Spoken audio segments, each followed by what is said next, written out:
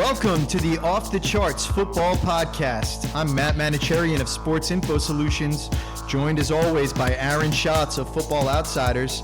Aaron, what do you make of the football season so far?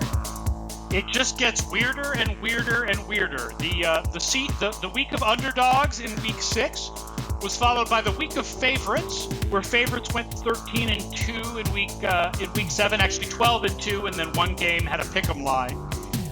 But there's still a ton of parity. There's only one team with either 6 or 7 wins. That's Philadelphia. It's a really strange season so far, and it's really hard to tell what's going to happen going forward. Yeah, this has been as weird a football season as I can remember, and I'm excited to see how it unfolds because I think through 7 weeks, we still mostly have no idea.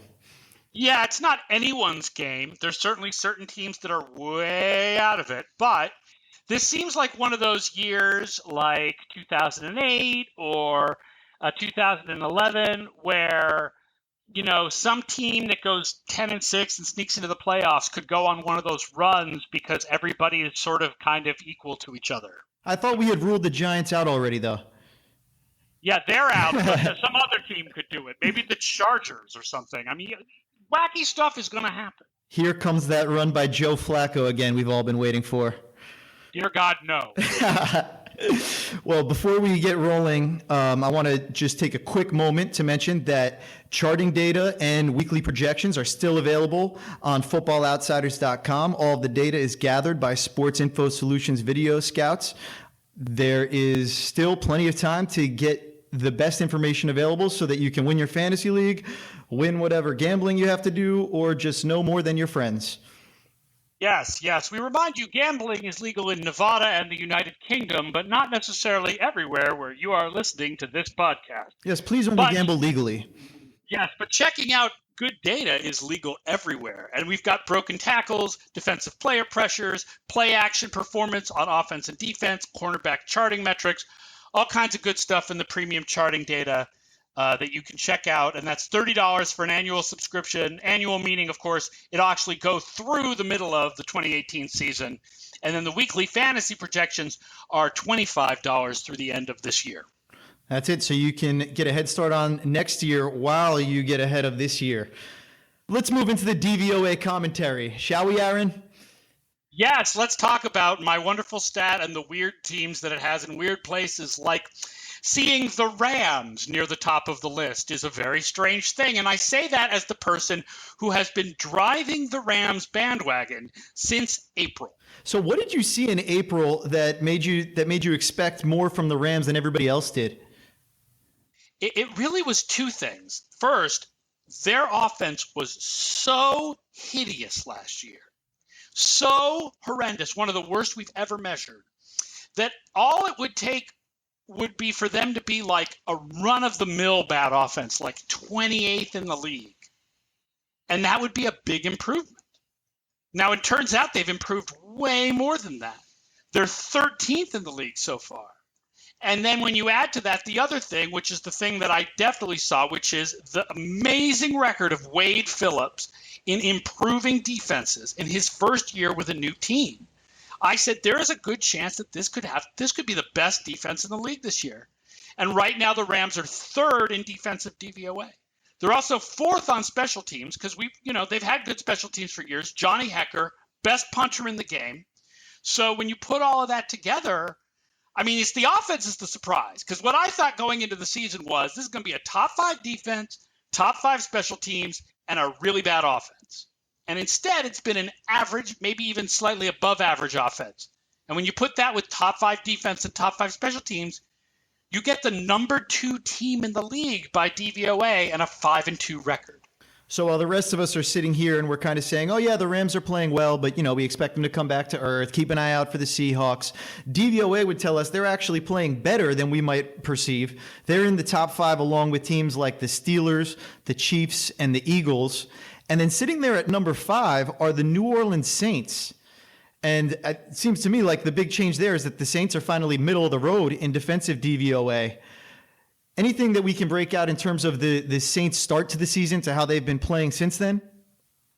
Yeah, I mean, here's the thing about the Saints, right? Like, their defense has been so bad for so long that it's shocking to see them be average, but that's what they've been. And they started out terribly. They gave up tons of points in the first 2 weeks. You remember that game in the first week where everybody was talking about Sam Bradford like he was like the second coming of Johnny Unitas. And then, of course, Tom Brady did Tom Brady things, which he often does because he's Tom Brady. But since then, believe it or not, from week 3 through week 7, New Orleans has the best defensive DVOA in the league. Wait. I don't think I heard you correctly. The New Orleans Saints have the number 1 DVOA, defensive DVOA, since week 3? Yes, 5 games. Over the last 5 games, they have the best defensive DVOA in the league. It's kind of crazy. They're getting great pressure from Cam Jordan. It's mostly pass defense, I'll point out. The run defense is still poor, but the pass defense has been outstanding. Cam Jordan, like I said, and then also Marshawn Lattimore is having a fine rookie season. And then the guy who comes out really good in the charting stats is Ken Crawley, who is 9th in success rate, 13th in yards allowed per pass. I had honestly never even heard of this guy. Obviously, we all know Lattimore because Lattimore is like a huge prospect, top 12 pick or whatever he is. But Ken Crawley is an undrafted free agent from Colorado in his second season, and he's been fantastic as one of the starting quarterbacks in New Orleans. So, yeah, the Saints suddenly have defense, or at least they suddenly have pass defense, and that puts them in the top 5. It makes them 5th overall. Yeah, and when you talk about the Saints with the good pass defense, it feeds right into what they want to do playing complementary football. They obviously can move the ball on offense. They can obviously put up points. They've been a little bit more careful with the ball. We saw Breeze, I think, turned it over this week for the first time in about a month. But by being able to put so much pressure on the other team to score with them and have to pass the ball, and by strengthening that pass defense led by those guys you mentioned, the Saints are really something legit right now. Yeah, they're running the ball more. They're getting good running. Listen, our projection system was not big on Alvin Kamara. And, mea culpa, or at least an early version of mea culpa. Certainly early on, he looks fantastic, which makes you wonder. The reason why the projection system didn't like him is that he was a backup at Tennessee.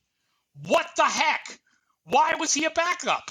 He's so good. That's the question, right? I mean, the projection system was wrong because the coaches in college were dumb. I mean, that's all I can think. But Kamara is very good. And Ingram, of course, is very good. And they've got a really nice, well-rounded offense. And now suddenly they have defense as well. So, yeah, the Saints are rolling. They make the playoffs in 75% of simulations this week.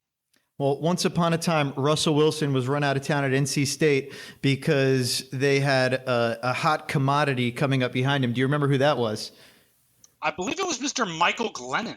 Mike Glennon. So sometimes the college coaches might make mistakes that they'd like to have back. I think the usage of Kamara is one of those, especially when you couple it with his college charting stats. He actually was unbelievable catching the ball and breaking tackles both on running plays and on passing plays last year.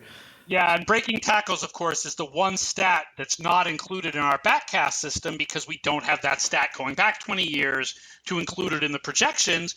But both Kamara and the other guy that backcast missed on is Kareem Hunt. They were great for the broken tackles, which is the thing that backcast doesn't consider. So we've talked about some of the top teams in DVOA. You've introduced a new concept this week, the Awful 8.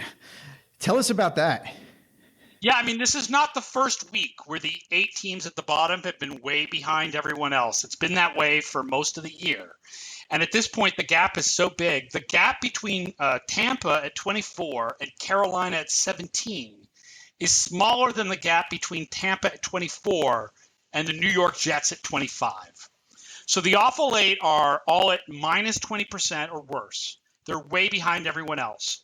Jets, Giants, Bears, Dolphins, Cardinals, 49ers, Browns, and our new last place team, the Indianapolis unlucky Colts. The Indianapolis Colts, a 2-win team trailing 2 winless teams to hold down the bottom spot. Very interesting there.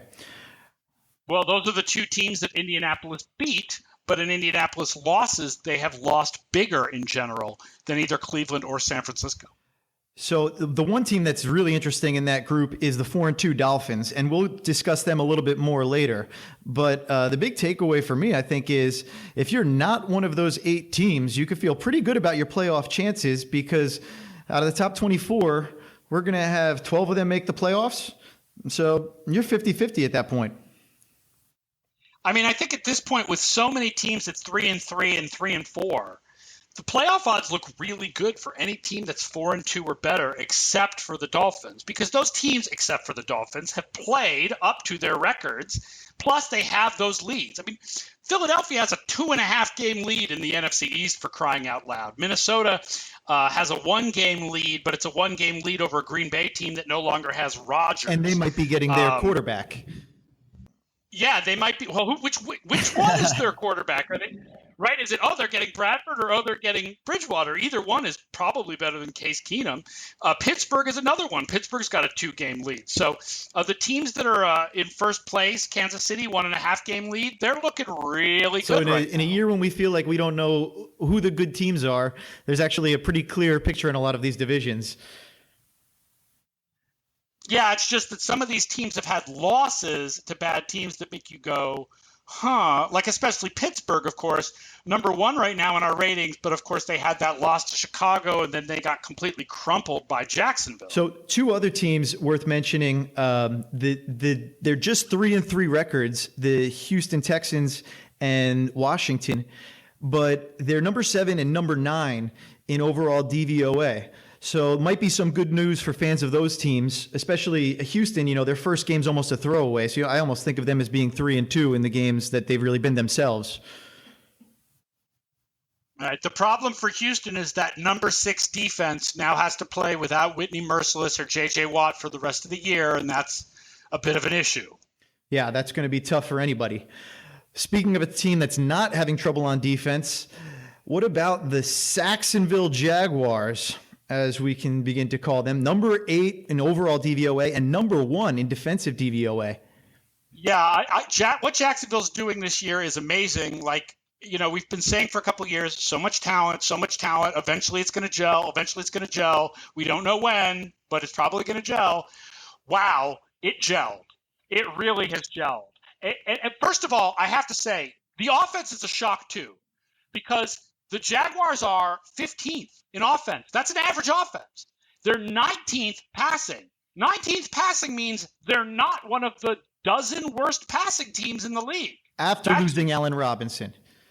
With Blake Bortles still at quarterback. Like that's the thing. That is a thing. And they are 8th running the ball. But really, let's talk about the defense, because the Jacksonville defense is extraordinary. The pass rush is unbelievable. And the run defense is unbelievably bad. And there has never been an unbalanced defense like this. It is astonishing. So the pressure rate for Saxonville is especially interesting. They are more than 1 sack per game better than anybody else in the league, but they're actually only 9th in hurries. So you might expect some regression in terms of the sack numbers. On the other hand, the team that leads the league in hurries, both hurries and plays with pressure, is the Eagles. They're just 13th in sack rate, though, so we might expect them to creep up closer to Jacksonville's numbers there. Back on the Jacksonville end, though, it's their secondary and their pressure, their pass rush, that feed off of each other. And they've allowed just 4 touchdowns through the air this year, which leads the league. And they're also tied for the league lead with 10 interceptions. So combine that with the completion percentage under 60%, less than 6 yards allowed per play. We can see what they're doing in terms of just shutting receivers down, and then with quarterbacks having nowhere to go with the football, eating them alive. Yeah, so they are on pace for 75 sacks over 16 games, which would break the all-time record of 72, which is held by the 84 Chicago Bears. Now, like you said, if the hurries don't match the sacks, that is going to fall off a little bit. They are unlikely to actually keep up that pace. But still, what they're doing is remarkable. But what's even more remarkable is the split between the pass and the run. They are number 1 passing defense, number 32 run defense. Now, I went back and looked at all the years back to 1986, okay? The only team in the history of DVOA that has finished the season in the top 4 of pass defense, but the bottom 4 of run defense, is the 2014 Cleveland Browns, who were number 2 against the pass, but number 31 against the run. No team that was number 1 against the pass has ever been, that was number 1 overall has ever been worse than 21st against the run, and that was last year's Denver Broncos. And right now, Jacksonville is number 1 overall, but 32nd against the run. Now, okay, so wait, it gets worse. The Jaguars are actually allowing a yard more on the average run than on the average pass. 5.2 yards per carry, but 4.2 net yards per pass. That's ridiculous. That is like the most astonishing number I have ever heard. Okay, so again, I went back into the past. Has anybody ever done this? Not even close. Okay, the only defense in modern NFL history since 1960 that allowed even a half a yard more on the average run than the average pass. 1967 Green Bay Packers. Only defense since the liberalization of passing rules in 1978 that actually allowed a higher average on runs than passes. The 1982 Miami Dolphins, 4.4 yards per carry, but 4.0 net yards per pass. But of course, that's only 9 games. Sample size. Strike season. Okay, ready? The lowest gap of any defense in a 16-game season is the New Orleans Saints of 1992.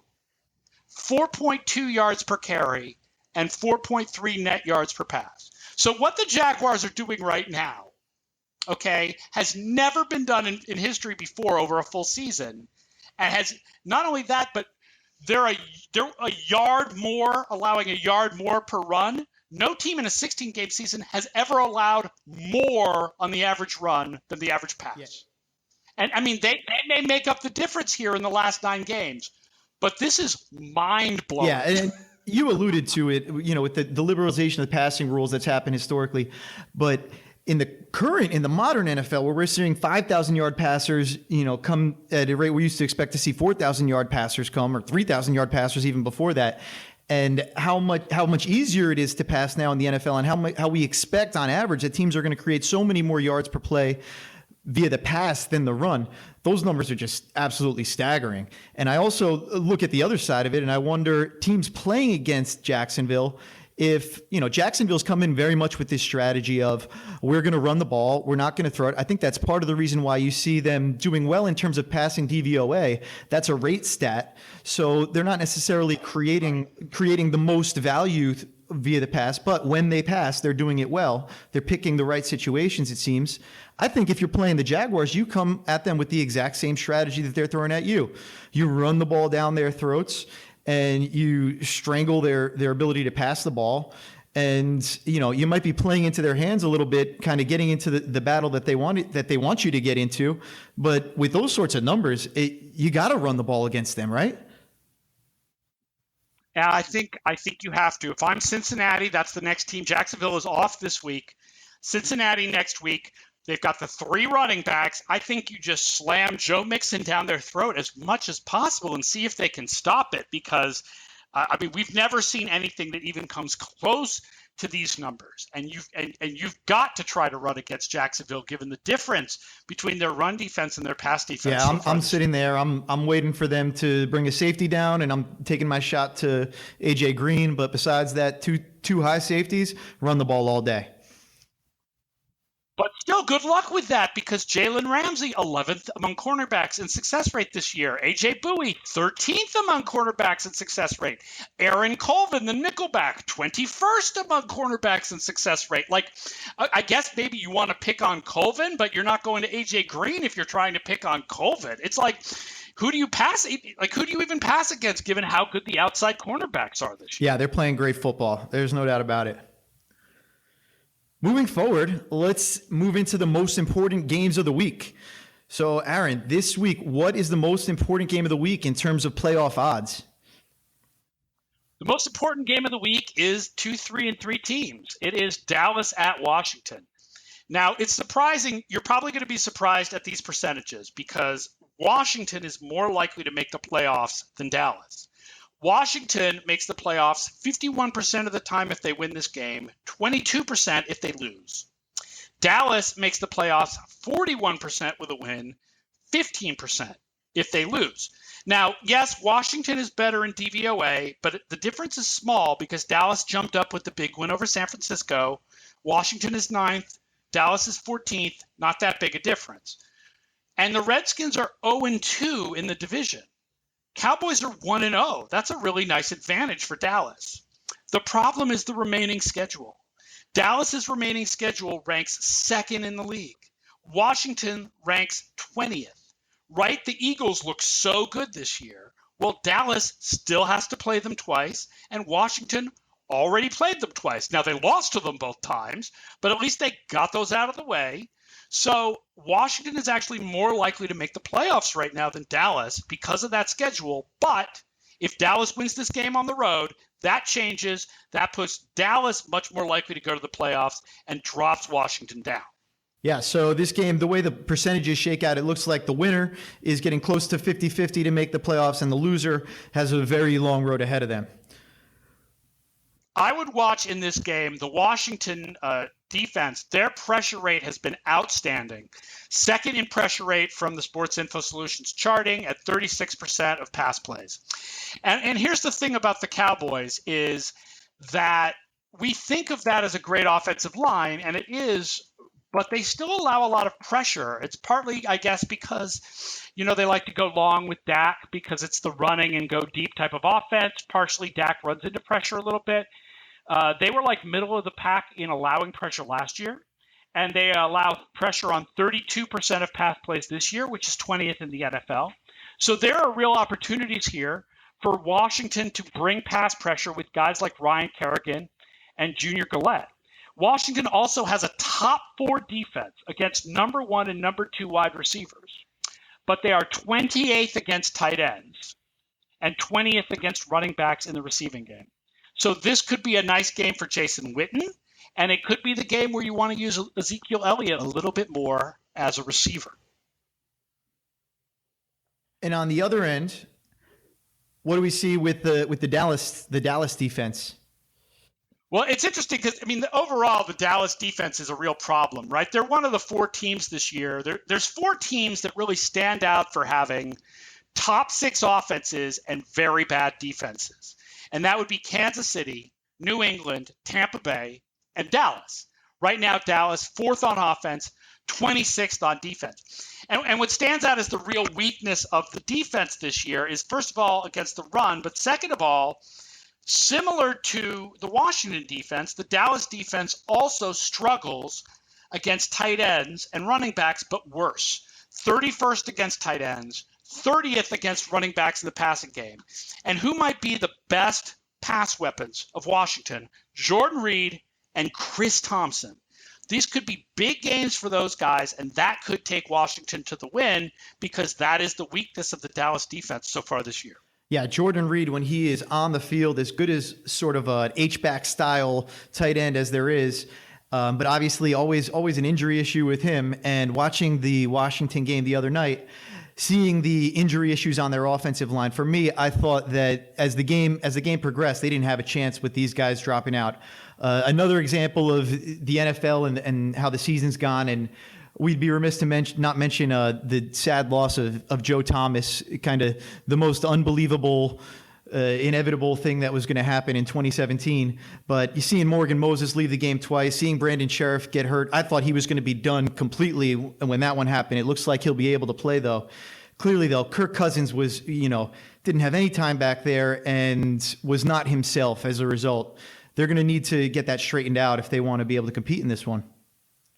Yeah, but of course, one of the ways that you can get around offensive line injuries is passes to running backs and tight ends, especially running backs. So again, that does play a little bit into the Dallas defense. And the Dallas defense really has one pass rusher, right? They've got DeMarcus Lawrence, and the rest of the pass rush has not been strong. So Washington does set up kind of nice in the matchups on this one, but both teams really need this win here. Definitely. Also, the second biggest game in terms of playoff DVOA, or excuse me, in terms of playoff likelihood, is Miami at Baltimore. What are the percentages there?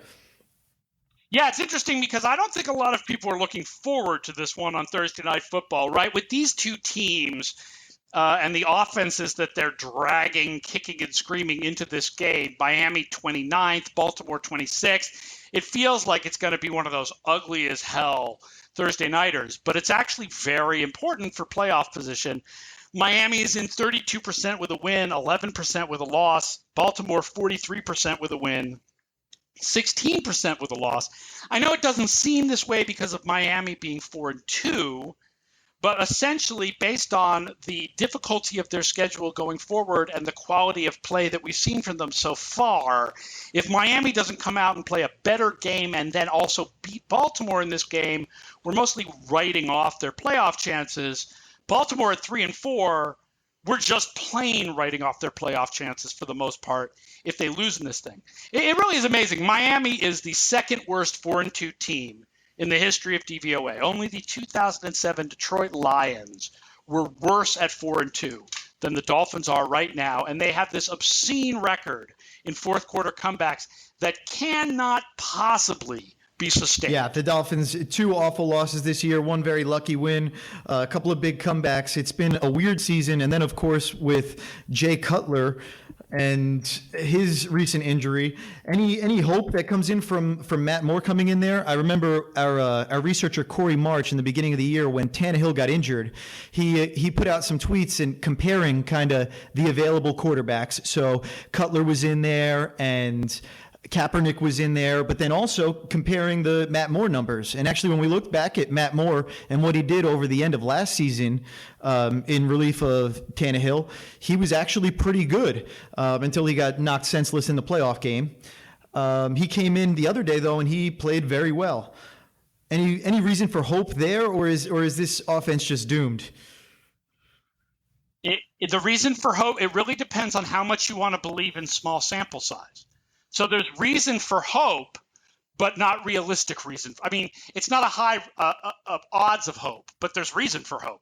He was outstanding last year in the 4 games that he played, like over 30% passing DVOA or something. But he'd never played like that before in his entire career. He barely hadn't played in 5 or 6 years.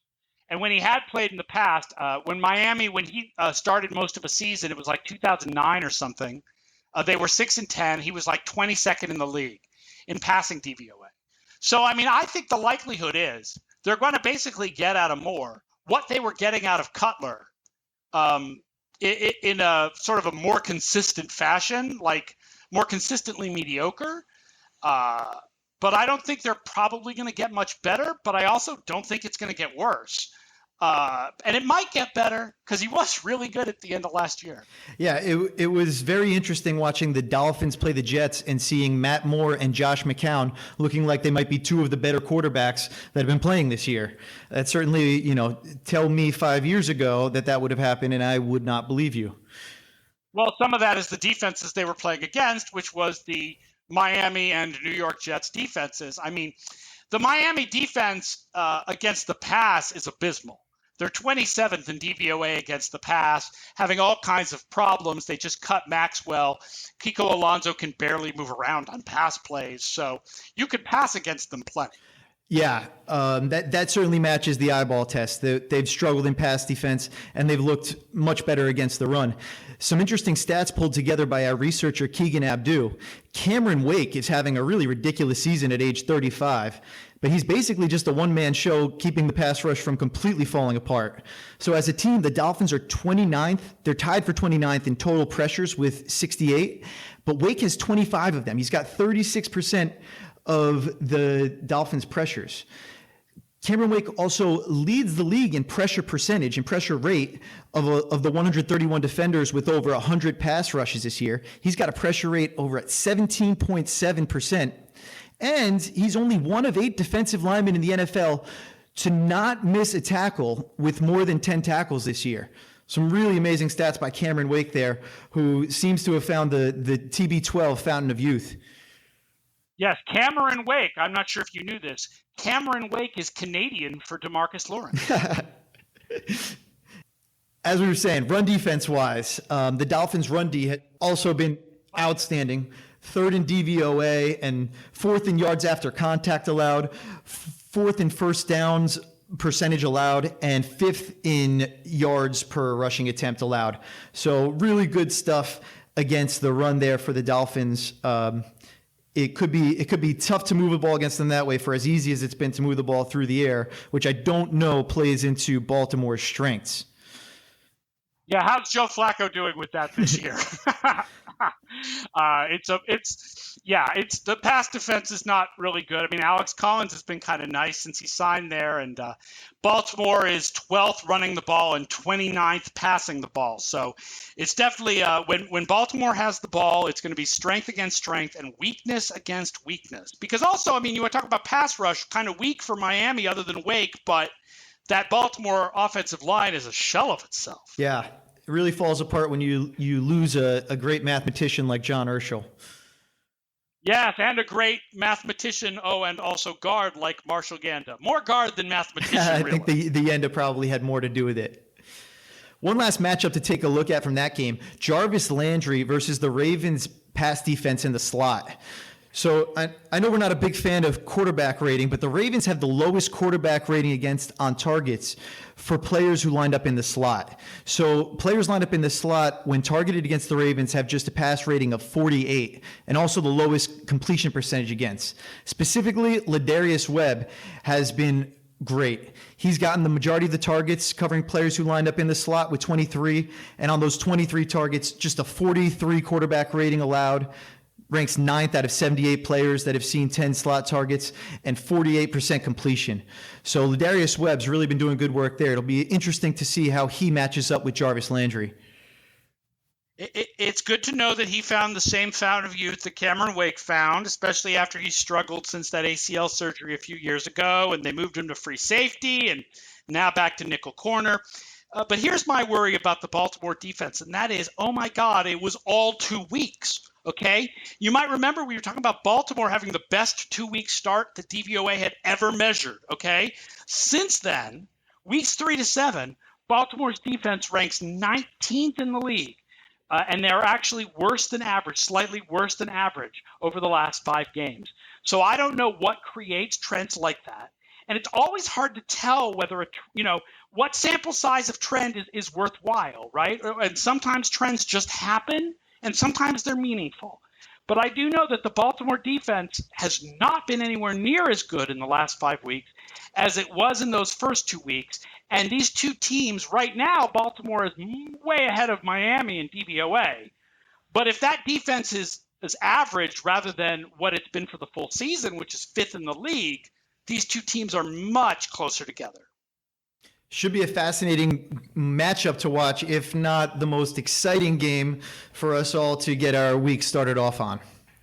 Yeah, I know. It's Thursday night, but look, there have been some shockingly good Thursday night games this year. So hopefully, let's all hope this one is better than we think it's going to be. The year of the Thursday night game. On that note, we will sign off. As a reminder, charting data and projections are for sale on footballoutsiders.com. You can also subscribe to the Off the Charts Football Podcast by searching us on iTunes or Stitcher. And Aaron, any words as you want to sign off? Yeah, this is also a good time for me to do what I hear every other podcast do, and we haven't done yet, which is to also ask people that if you're enjoying this podcast, please leave us a really good review so we can climb up the charts a little bit and get some more folks listening to the wonderful world of DVOA and charting stats every week. Give us a nice review, tell us what you think, and enjoy football this weekend.